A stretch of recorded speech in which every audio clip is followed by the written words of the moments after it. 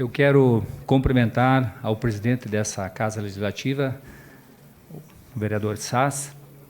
Quero estender os meus cumprimentos a todos os demais vereadores. Já cumprimentei pessoalmente, eu acho que a todos. Todos? Não, acho que não cumprimentei ti, né? Quero cumprimentar também a toda a comunidade que está aqui presente, prestigiando esse evento, que o assunto que será abordado aqui é um assunto de uma relevância muito grande, principalmente aos servidores públicos, mas também a todos nós que passamos pela prefeitura, a vocês que são vereadores na atualidade. É um assunto que nos incomoda bastante e eu acho que esse é o fórum importante para a discussão desse assunto. O Legislativo é a caixa de ressonância da sociedade. É aqui que as coisas vão parar, porque, às vezes, os gabinetes, os palácios estão muito distantes da população. Então, vocês têm um papel muito importante. Eu quero enaltecer o papel dos vereadores. Às vezes, a gente escuta algumas reclamações, a gente, às vezes, até fica um pouco chateado, né? Mas vocês passaram por um processo eletivo. Alguém votou em vocês. Não é a pessoa de vocês, é quem vocês estão representando. E tem que ser respeitados por essa representação. Às vezes a gente fica um pouco abatido por algumas coisas no Face, mas a gente vai ver lá, tem uma meia dúzia de pessoas que curtiram, enfim. Mas o Legislativo é um papel muito importante na democracia. E é preciso fortalecer a democracia cada vez mais. E o Legislativo é essa caixa de ressonância da sociedade. Então, aqui é o fórum importante para essa discussão.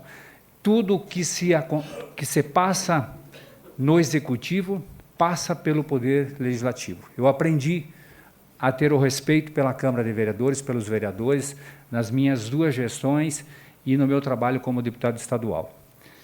Bem, o tema que nos traz aqui é sobre o fundo, como já foi colocado, e essa primeira planilha está bem difícil de nós lermos, mas eu queria começar fazendo um questionamento. Houve alguns empréstimos do fundo numa gestão que me antecedeu, que era a gestão do ex-prefeito Airton Bernardo Roveda. E eu tenho escutado algumas pessoas comentarem, ou alguns meios de comunicação com pouca audiência, é bem verdade, mas depois as pessoas pegam e multiplicam na mídia social, dizendo o seguinte: o Roveda emprestou dinheiro, o Pedro Ivo se comprometeu em pagar e não pagou, e agora a dívida é R$500 milhão. Isso não é verdade. O que o Roveda emprestou, que está ali, ó, 29/11/95, para pagar o 13º, R$500 mil. Depois, 7/8/96, R$300 mil emprestou do fundo para concluir algumas obras que faltavam ser concluídas. E depois, em 1996, no mês 11 de 96, bem no final de sua gestão, ele não tinha dinheiro para o 13º, e fez um empréstimo para pagar uma folha do 10º. O 10º ali está na sua totalidade. Na época, o 13º era R$588 mil, e os quebrados. E aí, se nós levarmos essa conta para qualquer matemático desse país, vai chegar numa seguinte conta, que esse valor ali, que no total, englobado, o que não tinha sido pago para trás e depois para o 13º de 96 e também o de 95 que não foi pago e mais o término da obra, a conta que vai se chegar é mais ou menos em 3 folhas de pagamento atualizado, ou em torno de uns R$10 milhões.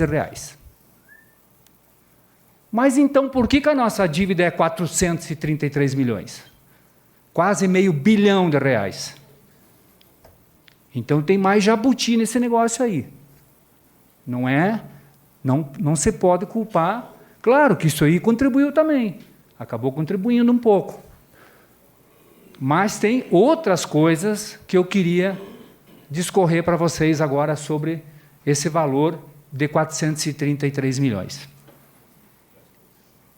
E eu quero deixar bem claro que o meu objetivo aqui, até pedir uma inspiração, para mim não pisar em ninguém, não humilhar ninguém, porque os motivos que levaram o Roveda a emprestar esse dinheiro, só ele pode saber, só ele pode dizer para vocês. Eu até imagino, pegou uma inflação, num dos anos dele, de 2.400%. 2.400% ao ano. Pegou um momento de transição em que $1 era R$1. Quanto que é o dólar hoje? 4 e pouco, mas na época era 1 por 1. O que aconteceu? Supervalorizou a moeda nacional nossa e nós não exportávamos mais nada. A exportação cessou. Foi um caos, desemprego à torta à direita. Cada dia era menor o FPM. Você planejava uma coisa e vinha menos, e vinha menos. Então, às vezes, quando a gente não senta do lado de lá e só senta do outro lado, a gente enxerga as coisas de uma maneira um pouco simplistas. É como uma cirurgia no cérebro. À medida que você aprofunda, ela é mais complexa, as coisas. Então, não estou aqui para criticar o governo Roveda. E vou falar depois sobre o último empréstimo que ele fez, que foi os 558, se não me engano, que era para pagar o 13º, que aí tem uma participação minha, e eu vou falar logo ali para frente. Pode passar a próxima.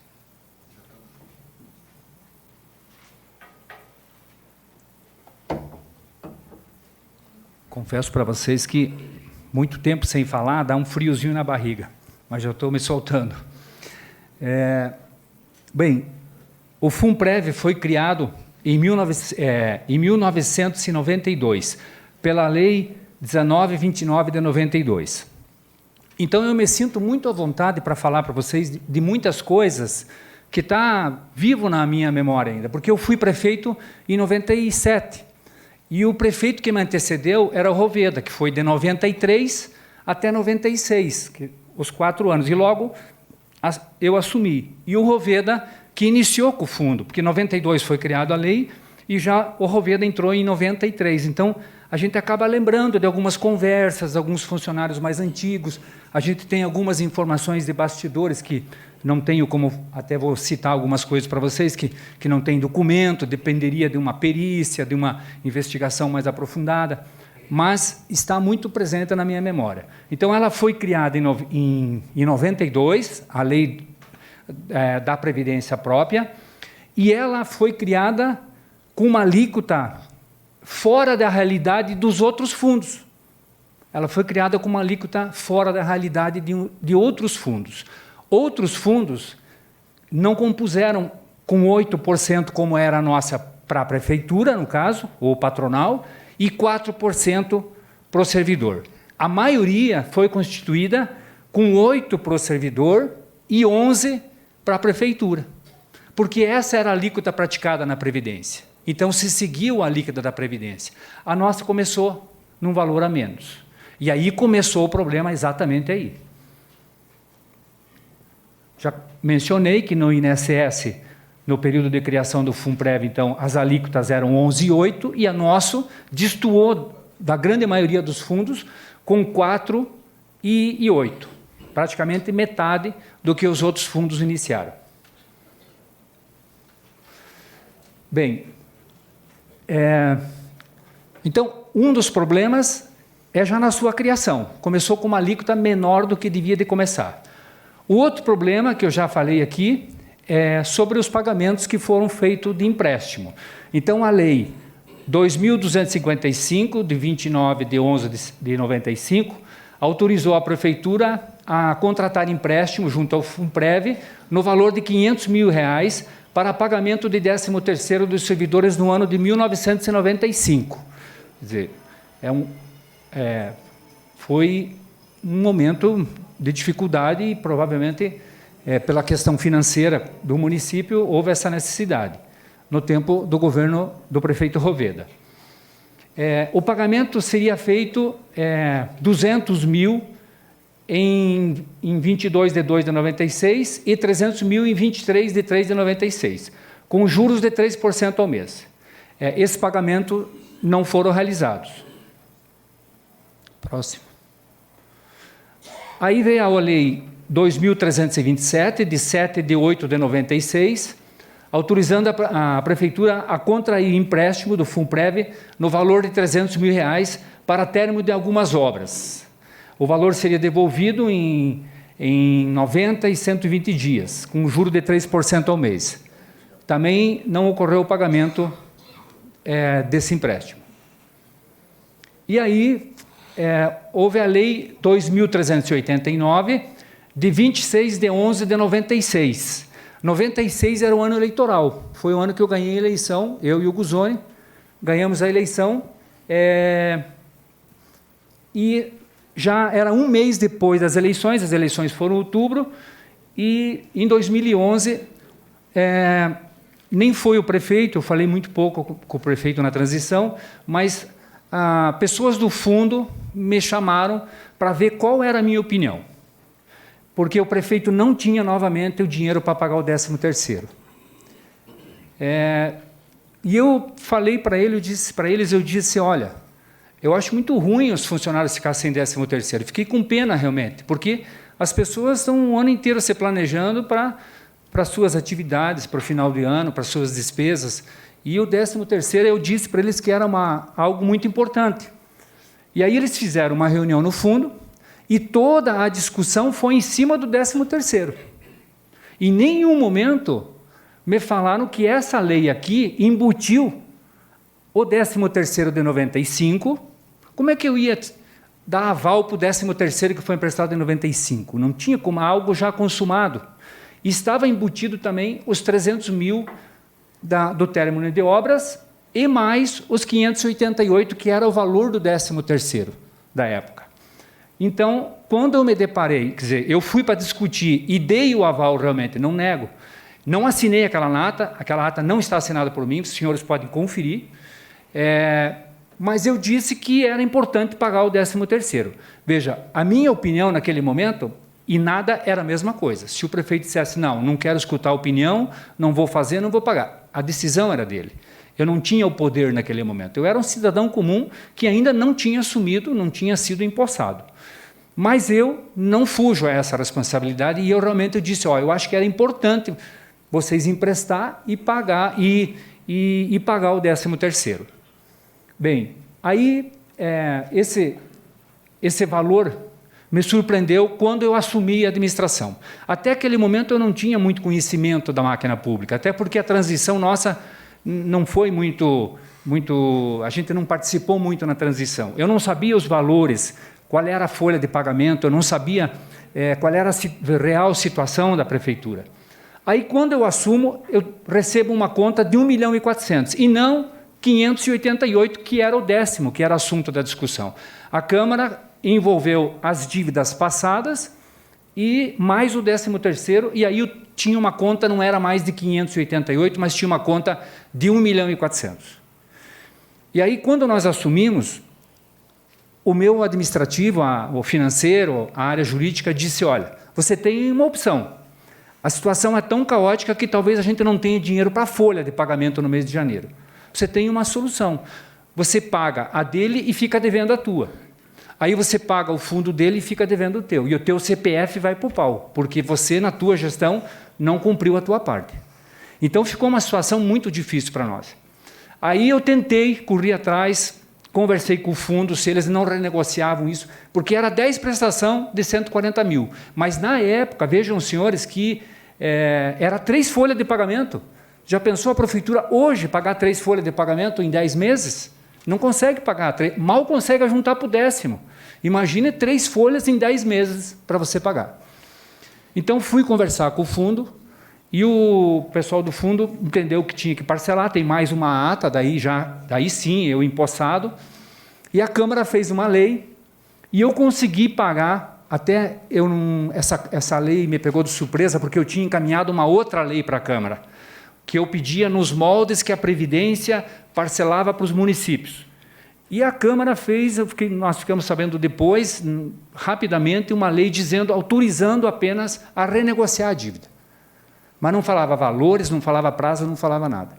E nós, com a situação financeira que estávamos, conseguimos pagar 20% desse valor. 20%. E mais que isso não conseguíamos, porque senão nós íamos deixar a nossa obrigação para cobrir a obrigação que seria do gestor anterior de fazer isso. Mas veja bem, eu entendo, porque eu passei por uma gestão agora, que se não fosse atitudes firmes de demitir pessoas, de reduzir, de cortar, os últimos 2 anos, só cortando despesa dentro da administração. E assim mesmo, com muita dificuldade, concluímos a gestão pela crise que teve. E aquela crise do Rovedo foi semelhante. Então, a gente precisa cuidar antes de atirar as pedras, porque entender a conjuntura que estava se vivendo naquele momento. Bem, então, pagamos 20% dessa dívida. Mas, aí eu vou falar lá na frente, que essa dívida foi embutido tudo numa dívida só, e o quanto que nós pagamos dessa dívida, nós pagamos em dobro essa dívida, sem dever nada. Eu digo para vocês, olhando no olho de todos os vereadores aqui, e de todos os membros da comunidade, eu nunca emprestei 1 centavo do fundo. Eu nunca fiquei devendo 1 centavo para o fundo. Eu sempre repassei a parte patronal na sua totalidade, a parte que era descontada dos servidores na sua totalidade. Eu fiz a minha parte no processo e não fiquei devendo nada. Nunca pedi dinheiro emprestado do fundo. Mas a dívida, muitos que passaram também não conseguiram sanar essa dívida, porque ela foi crescendo. Então, eu vou discorrer como que eu paguei essa dívida nessa última gestão agora.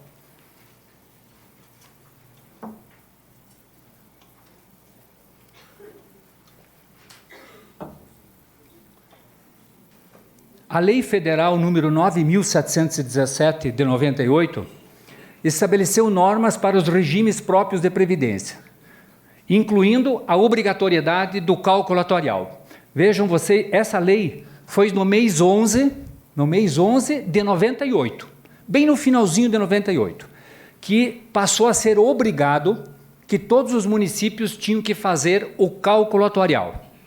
Então, o prefeito que não fazer o cálculo atuarial e não aplicar a alíquota que aquele cálculo demonstra, vai responder com o seu CPF.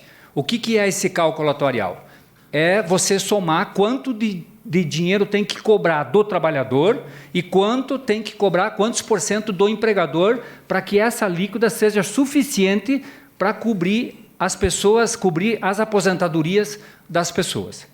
Então, foi na minha gestão, volta lá um pouquinho, Cílio, foi na minha gestão, eu era prefeito de 97 até 2000, foi na minha gestão que veio a obrigatoriedade. O que eu fiz?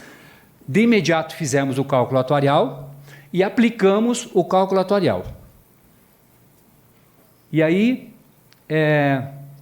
fizemos uma lei municipal, 2.723, de 22 de 12 de 99, na minha gestão, em atendimento à lei federal, foi realizado o primeiro cálculo atuarial do município.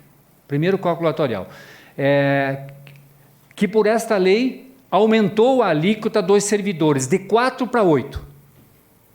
Era 4. Desde 92 até 99, sempre 4. E sempre errado, porque tinha que ser 8. Aí eu tive um desgaste gigantesco. No outro ano era ano eleitoral. E eu aumentei, eu dobrei de 4 para 8. E a parte patronal passou de 8 para 11. Mas esse é o papel do gestor. O gestor não pode pensar, por ser político, de que só querer agradar as pessoas. Tem que fazer, vai perder voto, não tem problema, tem que fazer. Foi o que aconteceu com o IPTU União da Vitória. Ninguém quis mexer nisso. Enquanto Porto União acertava todo mês um pouquinho, todo ano, cada gestor, não precisou fazer numa pegada só. Então, o gestor não pode pensar só em ganhar votos, em agradar. Tinha que fazer, levei um cacete no popular dizendo, porque eu aumentei de 4 para 8, dobrei praticamente a alíquota. Em 2001, já no governo Usimbacri, o cálculo atuarial já apontava a necessidade da prefeitura de realizar aportes atuariais, o que só ocorreu em 2009. Aí veio um problema muito grave. O que aconteceu? Em 2001, já se dizia que aquela alíquota que eu tinha aumentado de 4 para 8 e de 8 para 11, não era suficiente também. E aí nós passamos, todo o governo, também não quero criticá-lo, no sentido, o que a gente quer é se defender e explicar o processo para vocês poderem entender. Porque também não sei os motivos, que se foi falta de esclarecimento, porque às vezes a primeira vez que a gente entra, prefeitura é uma chave de cadeia. Às vezes até por falta de uma orientação da parte jurídica, do pessoal técnico, tem uma lei federal que obriga a fazer um cálculo atuarial todo ano. E não foi aplicado a alíquota. Nós ficamos de 2000 até 2009 sem atualizar. Então, vejam, senhores, desde a criação do fundo, de 92 até 99, 17 anos, só um aumento na alíquota, que fui eu que fiz em 99. Só um aumento na alíquota. Esse valor aqui, bom, segue, pode passar para a próxima. É o que eu coloquei aqui. Em 17 anos, só um aumento na alíquota que nós fizemos em 99. Próximo.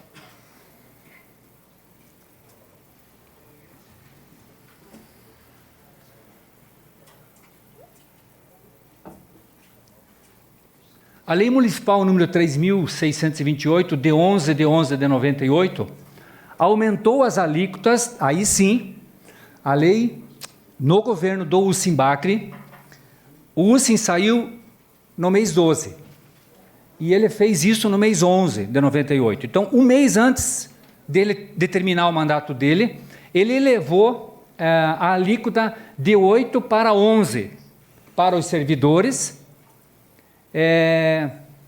e de 11 para 12 para o executivo, no último ano. Porém, essa lei não entrou em vigor, só entrou em vigor em 12 de 2 de 2009, no governo do Juco. Então, pode-se dizer que no governo do Ussim não houve aumento nenhum. Ocorreu a lei um mês antes dele sair, e aí o Juco começou a pagar a nova alíquota. Essa brincadeira aqui custou para ele, num processo judicial, que já circulou no WhatsApp, não é segredo de ninguém, 98 milhões.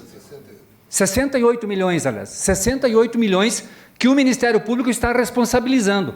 Mais 68 milhões que foi no final do governo dele que fechou esse valor de 68 milhões. Se a gente atualizar de 98 até agora, mais 10 anos, vai passar de 100 milhões.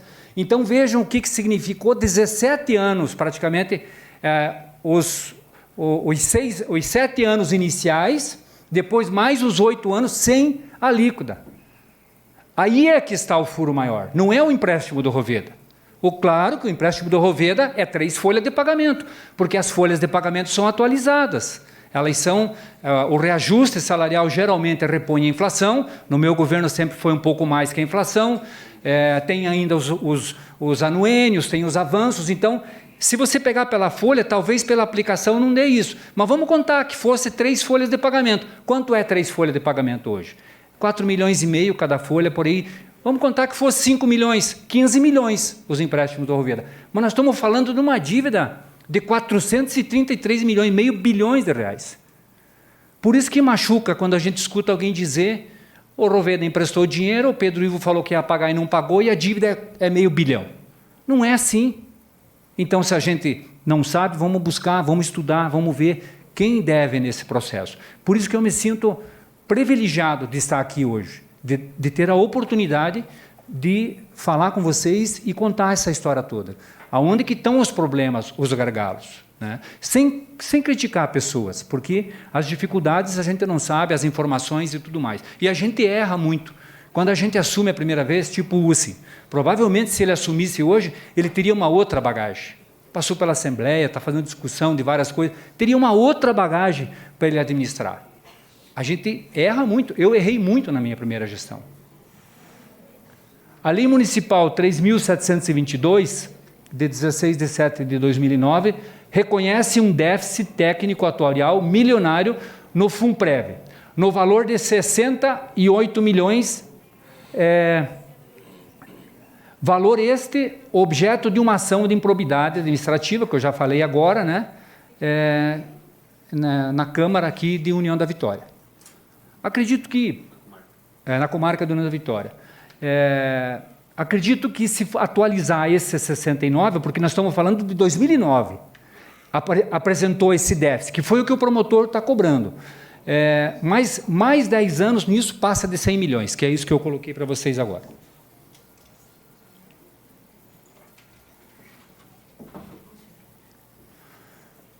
Bom, aí todos esses problemas que o cálculo atuarial começou a mostrar, né?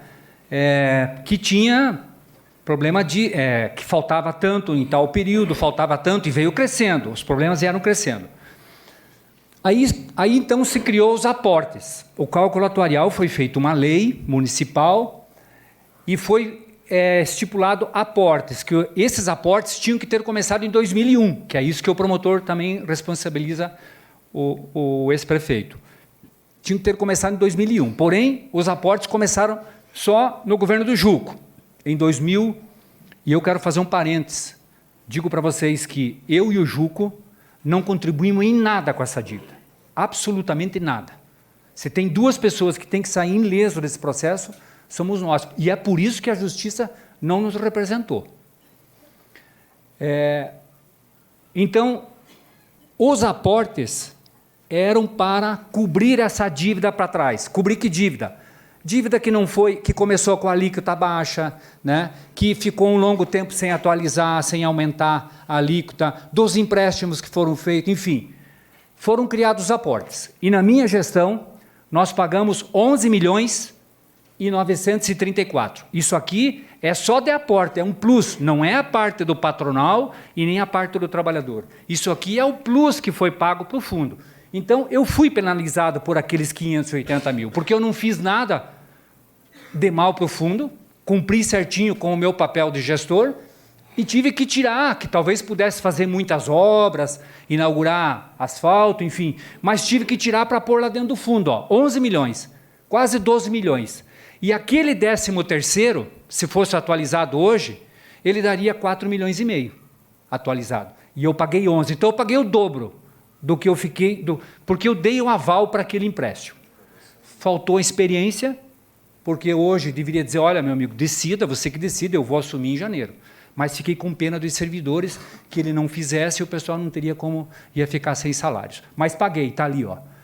Isso aqui é pagamento de dívida, não é aporte de lei regimental, que é o percentual. Paguei o dobro daqueles 500 e poucos mil, que era o valor de uma folha de pagamento. Então, fazendo um resumo aqui, o que originou esses 500 e poucos milhões? Do FUNPREV, 488 milhões, quase meio bilhão de reais. Criado em 1992, com alíquota muito baixas. Tinha que ser 8 e era 4. Tinha que ser 11 e era 8 do patronal. Isso deu é só calcular, dá um estouro gigantesco. Vai dar maior, vai dar... Não, talvez vai dar mesmo tanto que deu do ex-prefeito que não aplicou o cálculo atuarial de 2001 a 2008. Outra coisa, outro problema. Baixa carência para pagamento dos benefícios. Devia de ter se dado um mínimo de prazo de 15 anos. A maioria dos fundos foram criados e foi colocado o seguinte: quem vai se aposentar antes de 15 anos não entra para o fundo, fica na Previdência. Quem vai ficar depois, quem vai se aposentar depois de 15 anos, vem para o fundo, porque esse fundo daí, ele ia capitalizar 15 anos, só ia entrar dinheiro no fundo, só ia entrar. E as aplicações seriam cada vez maiores, rendendo de aplicações, e tinha sido outra realidade. O nosso fundo, não tenho esse documento, o fundo deve ter lá, mas com 4 anos aposentou o primeiro. E a maioria dos fundos deu 15 anos. Com isso, a nossa reciprocidade com a Previdência ficaria pequena ou quase neutralizaria. Hoje nós temos, vou falar da reciprocidade mais para frente. Então, foi um problema, nós tínhamos que ter dado uma carência de 15 anos para o fundo. Quanto significa isso? Aí cabe, quem quiser fazer uma auditoria, uma sindicância, cabe especificar e levantar. Eu acho que agora É momento de audiência pública, de começar a mexer no processo urgente. Porque eu achava que com um aporte cada vez maior, eu paguei todos os aportes, 11 milhões, era pesado, mas os aportes vão aumentando. Por exemplo, esse ano agora, que vem, o aporte tinha que ser 15 milhões, mas foi feita uma nova lei que vai pagar só 3.200. Então, isso vai acelerar. Se fosse os aportes que eram para ser, vamos supor ali, é 1.400.000 de déficit por mês. 15 milhões dá quase esse valor. Então, nós poderíamos dizer que está comendo do capital um valor, mas está entrando do aporte praticamente o mesmo. Então, isso ajudou a acelerar. Outro problema, os empréstimos, não é que não seja problema, é problema, porque é 3 folhas de pagamento.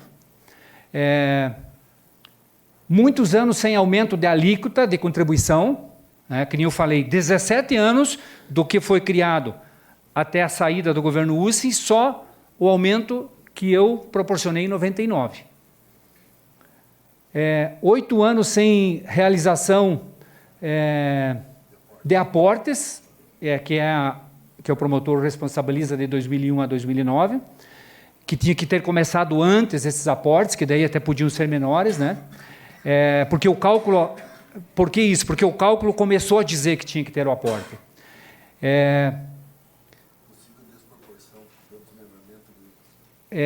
Possível desproporção no desmembramento das duas verbas, do IMAS e do fundo.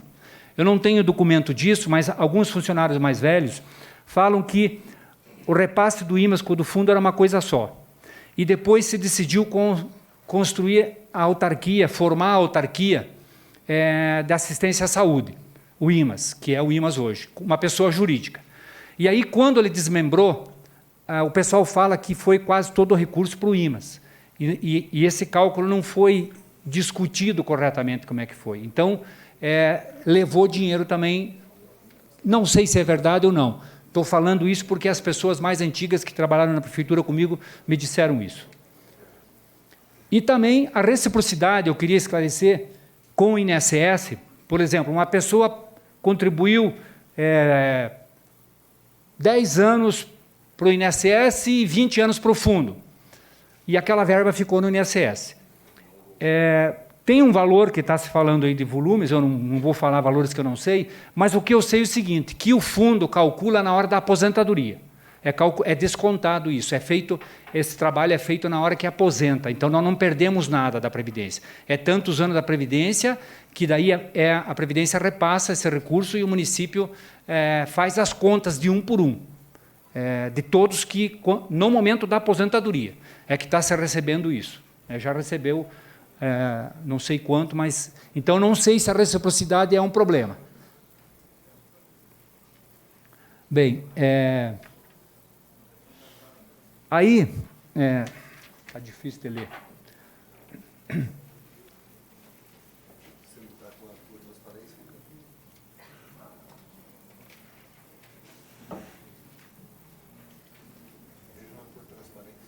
Pelos dados financeiros do mês 10 de 2019, o Funprev tem recursos para apenas 20 meses de pagamento de benefícios. Por quê? O Funprev tem uma arrecadação de 1.200.000 e pouquinho. Tem uma folha de 2.700. Então, a arrecadação que entra não está cobrindo esses 2.700. Então, nós estamos avançando no capital em torno de 1.400.000. Se a gente pegar o dinheiro que nós temos lá, que é 29 milhões, se não me engano, 29 milhões, e dividirmos isso por esse furo de 1.400.000 por mês, nós temos 20 meses de prazo no fundo.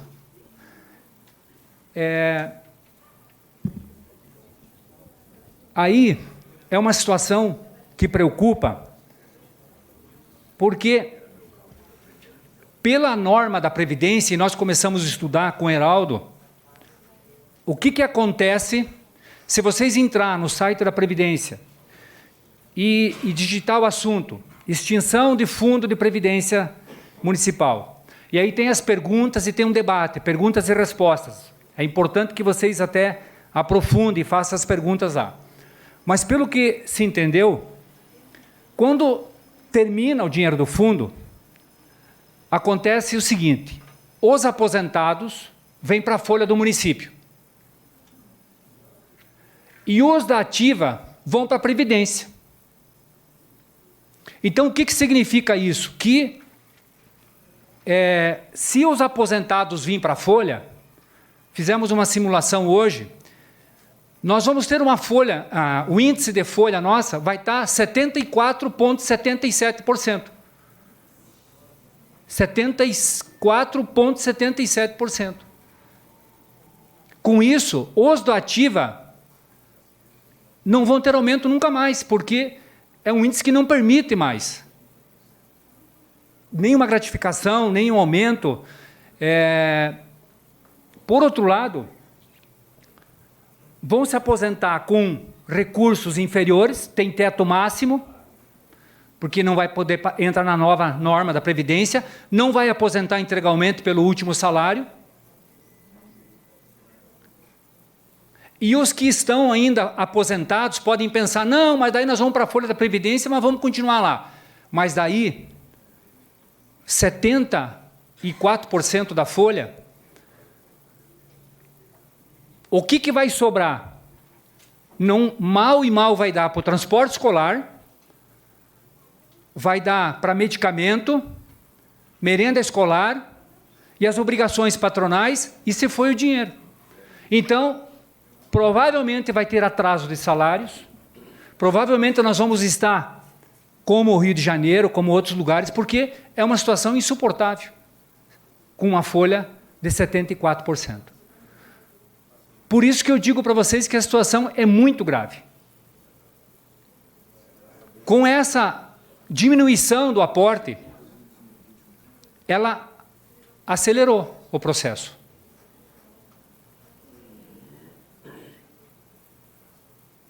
E aí, nós temos duas saídas nesse processo todo.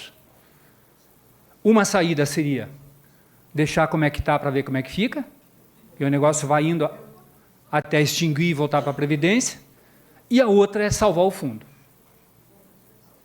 Se vocês me perguntar como, eu diria para vocês, uma situação difícil. É preciso fazer um amplo debate, e não dá para deixar para a próxima gestão, porque vai ser em abril da próxima gestão. O prefeito novo que vai entrar vai ter janeiro, fevereiro e março para decidir isso. Então, precisa fazer audiências públicas, discussões, trazer especialistas, para a gente achar qual seria essa solução. Voltar a um aporte maior, colocar dinheiro lá, se desfazer de patrimônios. Porque vocês acham que vai resolver o problema se for para a Previdência? A Prefeitura vai sair de bem nisso? Não vai, sabe por quê? Porque todas aquelas pessoas que desde 92 contribuíram para a Previdência, 28 anos já, a Previdência não vai pagar a aposentadoria e não vai cobrar isso do município. Vai gerar uma dívida monstruosa com o município. Hoje temos uma dívida monstruosa, mas os aposentados estão lá. Com a Previdência, nós vamos ter uma dívida monstruosa e ainda vamos ter todos os aposentados na folha. Então, a solução seria botar dinheiro lá. É bem verdade que nesses 433 milhões está embutido um juro cavalar, porque a dívida é parcelada até 2043. Se a gente for ali na Ótima e comprar uma bicicleta e pedir para ele parcelar até 2043, quantas bicicletas nós vamos pagar? Então, eu acredito, pelo tamanho de Porto União, hoje que está tudo em dia lá, um cara experiente, à frente da administração, tudo em ordem, estão com 90 milhões em caixa, 90 milhões em caixa no fundo. Eu acredito que com 150 milhões em caixa, nós resolveríamos, porque o resto é juro. Não tenho esse cálculo certo. Então, é uma discussão que não vamos fazer aqui hoje, essa discussão.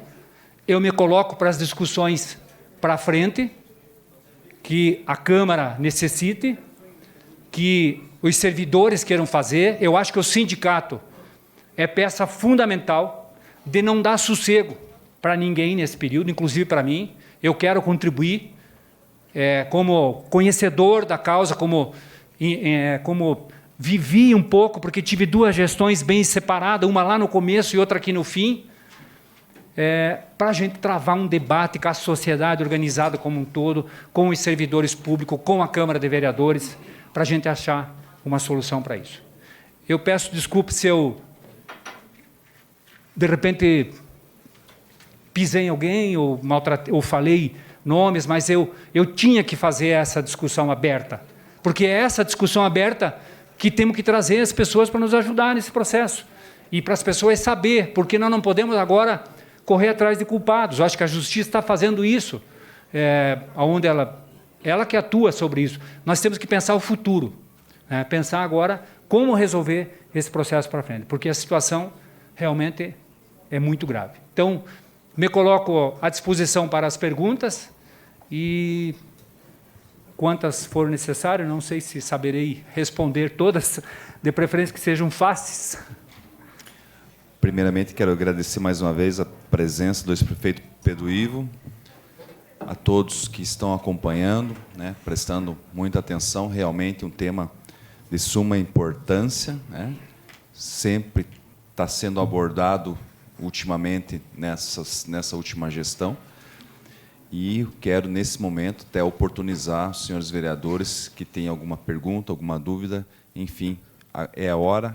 Temos outros requerimentos de outros gestores já aprovados pela Câmara, que vão poder vir aqui e também nos subsidiar de informações, para que realmente a gente possa colaborar de alguma forma.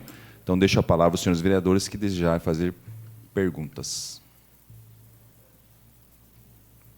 Com a palavra, o vereador Emerson Souza. Boa noite a todos. Obrigado pela presença. Obrigado, Pedro Ivo, pela presença. Parabéns pela explanação. Eu que agradeço o seu convite. Foi muito valioso e a gente pôde vir colocar. E muito obrigado por ter nos convidado. E a gravidade do problema, a gente não pode se furtar. Eu acho que é um momento importante. Eu tenho umas perguntas, eu vou fazer uma pergunta, e daí, se você puder responder, não sei se outros vereadores querem, mas eu tenho 5 perguntas. A primeira, na época, o fundo não foi criado teto? Não tem teto o fundo? O teto, você diz de... Isso, igual o INSS, não tem teto. Tinha teto. E qual seria? O teto era 11. Era 11 para o servidor, 11 para o servidor. Por isso que a gestão do deputado Usimbach teve problema, porque ele poderia ter passado... Poderia teto de aposentadoria, Pedro. Aposentadoria. Não, teto de contribuição tinha também, mas sim, a pergunta vale para os dois. Não tinha teto. Quem constituiu o fundo, eu não sei, talvez alguém possa me ajudar, mas eu sei que o Roveda começou a aplicar o fundo, agora ele foi constituído em 92, antes do Roveda, não sei, deve ter uma comissão de servidores, deve ter gente da gestão, mas as pessoas entravam, pelo que eu sei, até hoje há um teto, as pessoas se aposentam com o salário integral. A segunda, Pedro, você não sabe, o senhor, não sabe quantos funcionários tinha na época, mais ou menos, quando foi criado o fundo?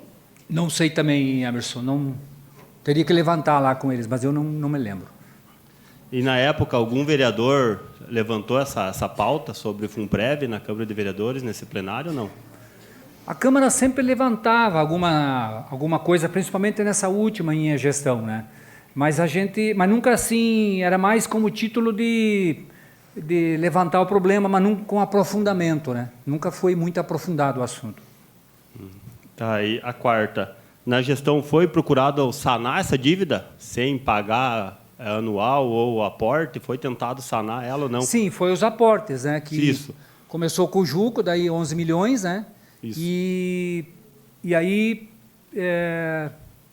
veio crescendo esse aporte também, eu acho que difícil de sustentar, sobre a ótica da atual gestão agora, por ano que vem, 15 milhões. Eu não sei se ele teria 15 milhões para pôr no fundo, eu não sei, porque a dificuldade financeira do país, nós sabemos que o crescimento é muito pequeno do PIB, as pessoas não têm consumido, então, talvez ele não tivesse condições de colocar os 15 milhões. E talvez a lei seja uma alternativa, só que precipita, o que é verdade, precipita a extinção do fundo antes. Tá, e a última, Pedro Ivo, pode ser uma pegadinha, o pessoal entenda como quiser. Na explanação, o senhor falou prefeitura, chave de cadeia. O senhor tentaria novamente ser o gestor para o próximo mandato? Se é uma chave de cadeia? Isso aí é só o tempo que pode dizer, não sei te dizer. Obrigado.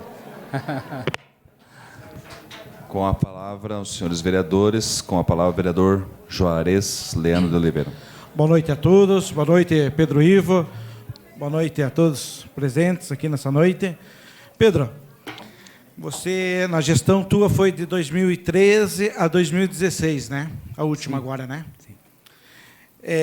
Você levou, você falou em audiência pública para nós começar agora, você não quis começar nessa época do teu mandato, uma discussão com a Câmara de Vereadores, com o funcionário público?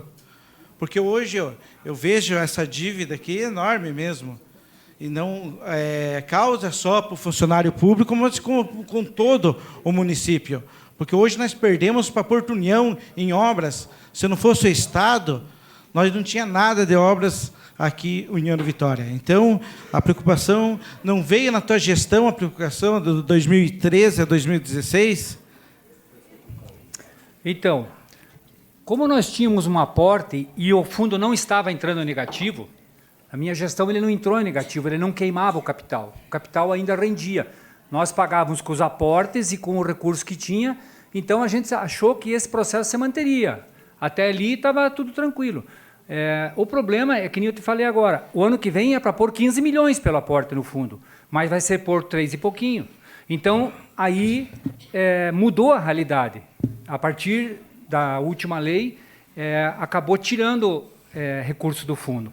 E também se precipitou algumas coisas, como mais aposentadorias, que isso também mudou. Entrou a emenda 27, se não me engano, alguém me ajuda, é a 27? Tem algum professor aí? 47, né? O que estava acontecendo? A emenda 47 aposentou um pouco antes as pessoas e eles estavam ganhando na justiça, e aí para nós acabamos cedendo, porque senão isso seria o custo judicial era muito alto e nós estávamos perdendo, o judiciário estava dando também. Então, algumas coisas mudaram de cenário. A receita até 2013, 2014 era uma maravilha. A gente estava conseguindo tocar bem a gestão, reservar um recurso para investimento. 2013 e 14. 2015 veio a bancarrota. Começou a reduzir os repasses, caindo todos a nível municipal também o ICMS, o próprio ISSQN, enfim. Então, isso, embora tenha o efeito do IPTU, que o IPTU não foi só a melhoria da receita através do IPTU, foi também através do ITBI, porque todos os imóveis que são vendidos agora são cobrados dentro do valor realmente que é o imóvel. Então, deu um reflexo positivo. Se não fosse isso, com a crise que se abateu a partir de 2015 e 2016, a realidade mudou. O Santinho está patinando, a receita está cada vez também menor. Então, eu acho que tem alguns cenários novos, assim. A gente não mexeu porque achou que o processo ia funcionar normalmente. Houve, de uma altura para cá, houve mudança na regra do jogo. Mais uma, Pedro Ivo. Você fala desfazer do patrimônio do município para, né, qualquer coisa, pagar a dívida. Hoje, se fosse gestor, o que você faria para melhorar? Outra coisa, comenta nos bastidores da Uniuve. O que você acha?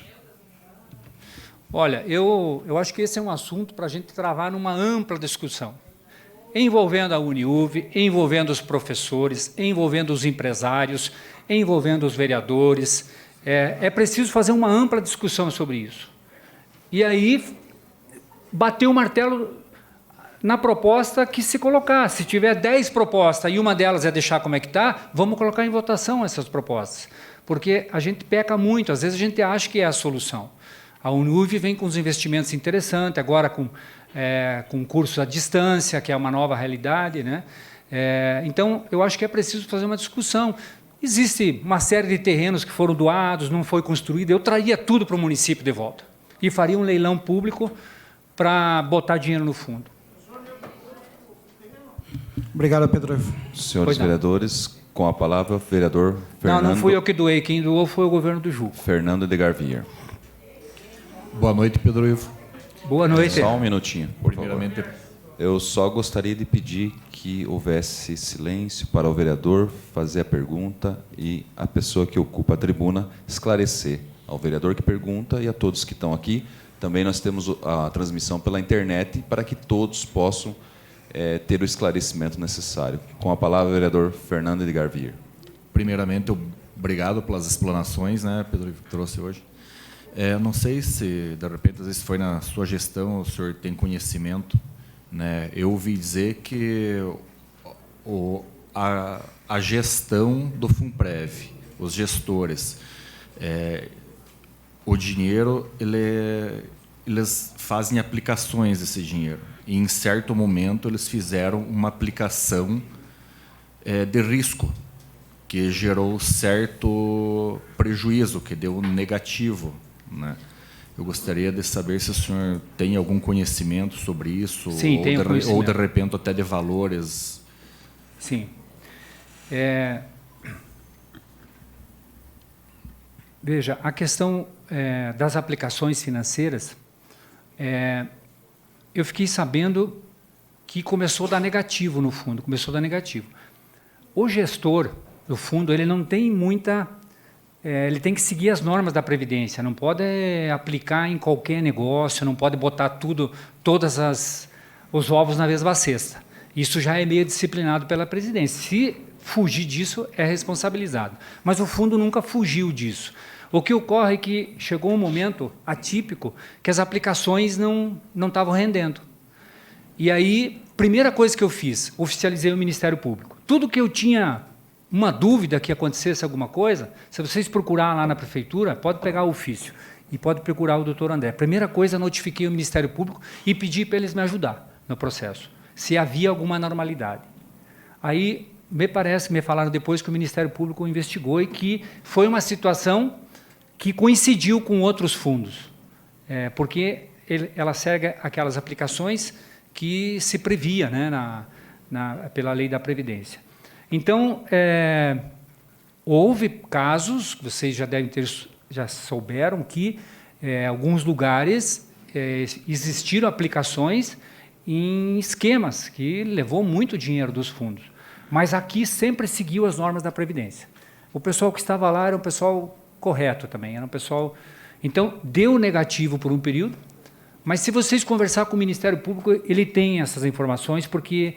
ele pesquisou isso e eu mandei um ofício para isso. Então, depois mudou a realidade, Então, mas realmente aconteceu.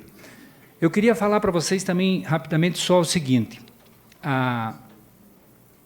Esses terrenos da rede que foram doados agora para o fundo, eles têm que ser feito liquidez o quanto antes. Então, eu sugeria para vocês que são vereadores, conversar com o executivo e com o fundo e fazer leilão do processo, porque isso vai dar um tempo para fazer a transição, a discussão, né, para não deixar minguar, porque se minguar, tem essa questão que a dissolvência é aquele caminho que eu coloquei para vocês. E esses terrenos da Redes, você veja como é que é importante uma gestão fazer o que tem que ser feito. A primeira gestão minha, eu mandei 3.600 processos para a Justiça, de gente que nunca pagou IPTU na cidade. Eu fui o primeiro prefeito que fiz isso. Eu ganhei voto com isso? Pelo contrário. Tinha gente que me odiava. E todos esses terrenos da Redes vieram para a prefeitura por causa dessa minha ação. Porque dizia-se que não cabia IPTU nos terrenos da rede. E o meu jurídico disse, cabe sim, porque é uma SA, não é pública, é uma sociedade anônima. E nós entramos na Justiça E depois, no governo do UCE, veio a rede e negociou, deu essas terras em troca das ações do IPTU. Eu peguei 5 anos para trás do meu governo. E mais os 4 anos do nosso governo. E hoje serviu, porque é um capital que não teria para vender, no fundo. O que nós iríamos dar? Né? Então, ajudou muito que agora, uma ação lá atrás que foi aparentemente negativa, mas que foi extremamente importante. Então, 2 ações na primeira gestão e na outra a atualização de IPTU, que se eu não tivesse feito a atualização de IPTU, eu não sei como é que nós estávamos hoje. Né? Que pelo menos paga o 13º e está igual ao Porto União. O mesmo valor que se cobra aqui é o mesmo valor que se cobra lá. Né? Então, o gestor não pode ter medo de fazer a coisa certa. E não pode pensar só em alisar a cabeça de todo mundo. Tem que fazer o que tem que ser feito. E esses terrenos vieram naquele momento da primeira gestão que foi executado muita gente pela questão do IPTU. Mas a sua pergunta é importante que busque esse ofício e, a partir desse ofício, busque o doutor André, que assim que eu soube do fato, eu já encaminhei para o Ministério Público. E aí nós verificamos, e aí tivemos uma decisão de contratar um consultor. Não tinha nada no fundo. Então, nós contratamos um consultor que entende de aplicações. E, a partir daquele momento, um valor extremamente barato. E ele faz para vários fundos que ele dá assistência. Quem indicou foi até o pessoal aqui de Porto União. E ele começou a dar assessoria, e começou a melhorar as aplicações. Então, começou a orientar, porque um volume desse não é pouca coisa, né? E pessoas ali que não são do mercado, não são acostumadas a aplicar. E não tinha uma consultoria. Então, foi por causa dessas aplicações negativas que começou a dar, que nós contratamos esse consultor. E está até hoje. Palavra aberta ainda, com a palavra o vereador Almires Bugai Filho. Boa noite, Pedro Ivo. Muito obrigado pela tua presença. Só para completar ali uma dúvida que eu estou. Na época, quando você teve que fazer a divisão de 1.400.000 em 10 vezes, que foi pago uma, só gostaria de saber quanto que era a receita corrente líquida da época, daquele ano, para me ter uma ideia de quanto que isso impactava lá na receita. Sei. Eu não me lembro, Miriam, teria que ver até com o município, porque eu acho que você tem mais acesso que eu, mas os 100 mil que nós pagamos, assim, foi suado, porque não fechava, nós chegamos no 13º, os servidores sabem disso. No primeiro ano, nós queríamos dar um vale para eles gastar no mercado, porque não tinha dinheiro para o 13º. Nós viemos 12 meses, vocês lembram disso, né?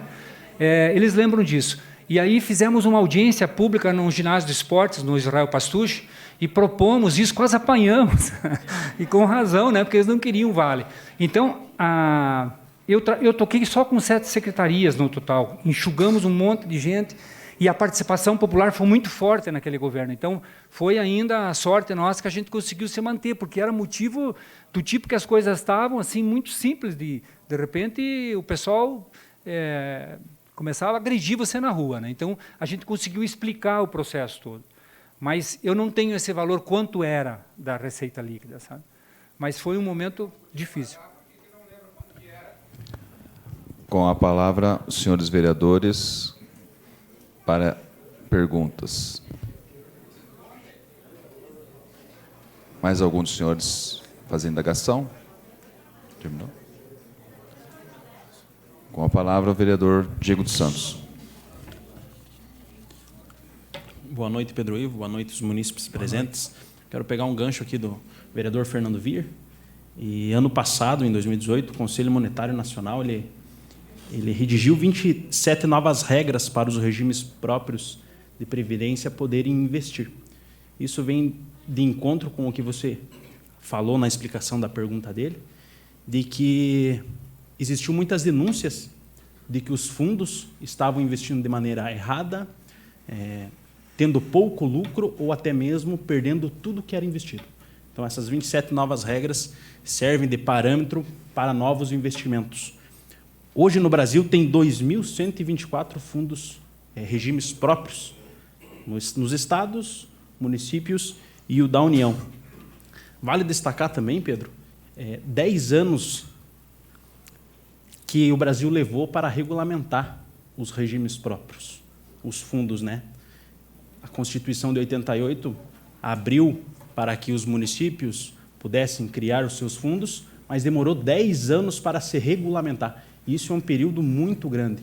Creio que aí também existe uma falha enorme do Brasil em fazer isso de maneira rápida e eficaz, para que não só o município de União da Vitória está nesse caso, mas dentro desses 2.124 regimes próprios também existem muitos municípios e estados parcelando pagamentos, parcelando aposentadorias. Era só esse o comentário que eu queria falar. A sua colocação é bem prudente, né? Porque realmente houve muitos escândalos e é uma coisa que amedronta, porque você não tem controle daquilo, daqui a pouco está dando negativo, e me desesperei realmente. Por isso que eu procurei o Ministério Público. E aconselho sempre assim que a gente tem uma dificuldade, procurar o Ministério Público. O Ministério Público, para quem joga limpo e corretamente, é um grande aliado, porque você já está... você compartilhou aquela informação, entendeu? Não é algo que você quer fazer escondido. Então, é desesperador, porque, de repente, aqueles momentos de aplicação que deu negativo, que o VIR levantou, e realmente deu, eu não sei te dizer quanto que deu e que volume, que deu um período até razoável, não era um mês só, estava dando vários meses consecutivos, está nesse bolo ali dos 400 e poucos milhões, porque daí o cálculo atuarial pega o dinheiro que tem e o que vai precisar e bota na conta. Então por isso que eu acho que essa discussão nossa é boa, para a gente encerrar com esse negócio que dizer porque o Roveda emprestou 1,4 milhão. Isso não é nada. 1,4 milhão daria 15 milhões hoje. Claro que é um dinheiro significativo, mas não é nada perante os 433 milhões. Né? Então, acho que com isso a gente fica todo mundo de igual aí, né? E com certeza ninguém que administrou ali foi de maldade, ninguém quis fazer nada planejado, que nem eu falei, alguma coisa às vezes de falta de experiência, outras coisas, situação financeiras que levou. Só quem está lá e que sabe, né, a dificuldade que a gente passa e não tem de onde tirar, e as coisas estão acontecendo, e tem compromissos que não podem ser deixados, né, como escola, educação, salário, folha. Então, acho que essa discussão foi importante para isso. Não estamos aqui incriminando ninguém. Mais perguntas?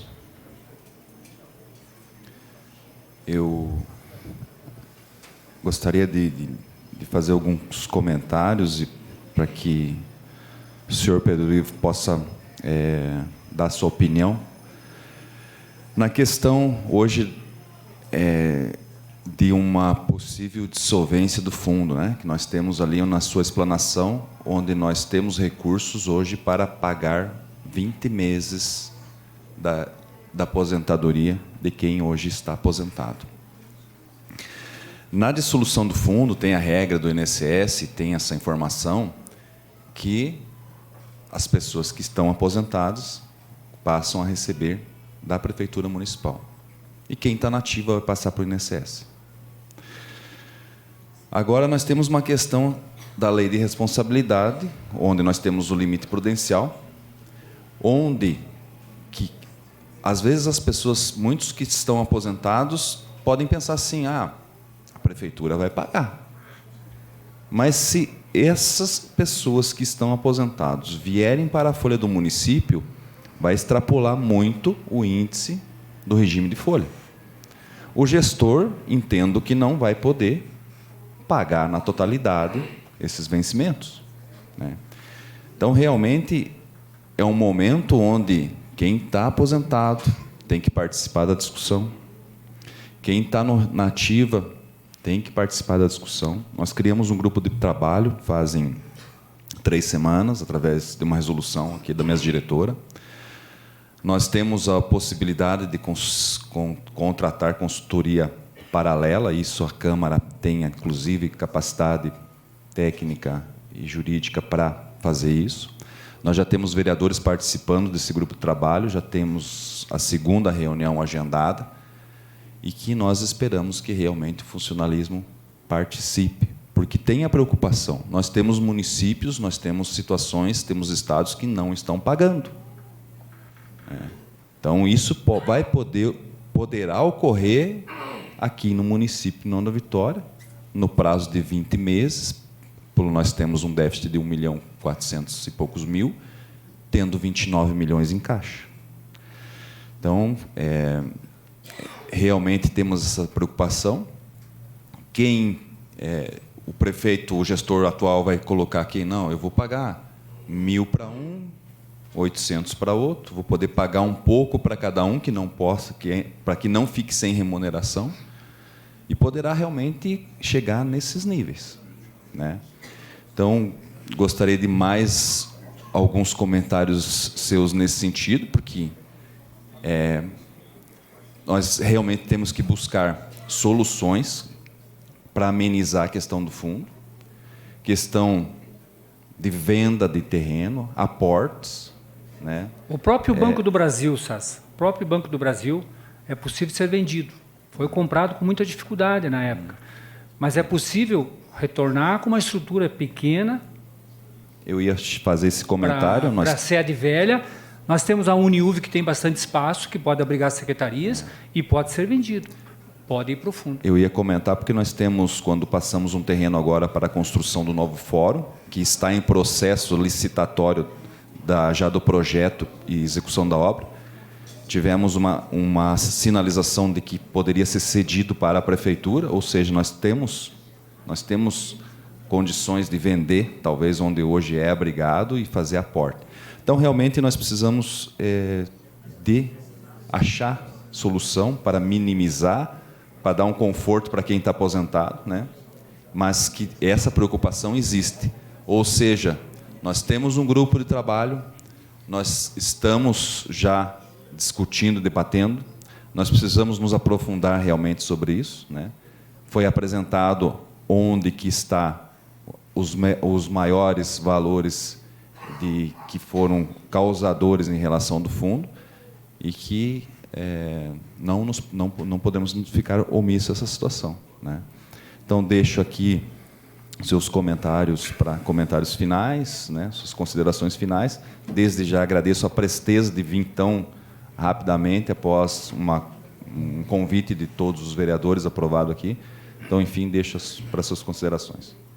Sim, eu falei do vereador Emerson, mas ele é passado pelo plenário, né, e todo mundo aprovou a minha vinda, e eu fico muito lisonjeado de estar aqui e poder ter a oportunidade de explicar, e mais uma vez dizer que a Câmara aqui é a caixa de ressonância da sociedade, é aqui que se busca os grandes temas, os grandes debates, e que bom que vocês já estão puxando essa discussão, e me coloco à disposição para alguma informação. Tem muitos funcionários que a gente conhece, que falaram algumas coisas para a gente, que viveram a fundação ainda, desde o início da fundação do fundo.